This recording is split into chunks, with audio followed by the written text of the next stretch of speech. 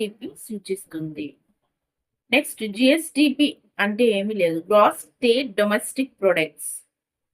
రాష్ట్ర భౌగోళిక సరిహద్దులు ఒక నిర్దిష్ట కాల వ్యవధి, సాధారణంగా ఒక సంవత్సర కాలంలో ఉత్పత్తి చేయబడ్డ అన్ని తుది వస్తువులు మరియు సేవల విలువను డూప్లికేషన్ లేకుండా ప్రాతినిధ్యం వహించే అంచనాను రాష్ట్ర స్థూల దేశీయ ఉత్పత్తి అని అంటారు. Very important.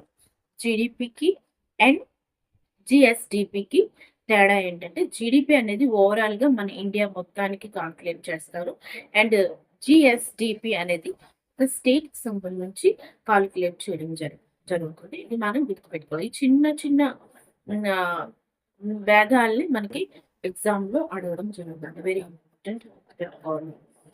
నెక్స్ట్ క్లాస్ లో మనకి జాతీయ ఆదాయాన్ని ఎలా అంచనా వేస్తారు ఇవన్నీ కూడా మనం తెలుసుకోవడానికి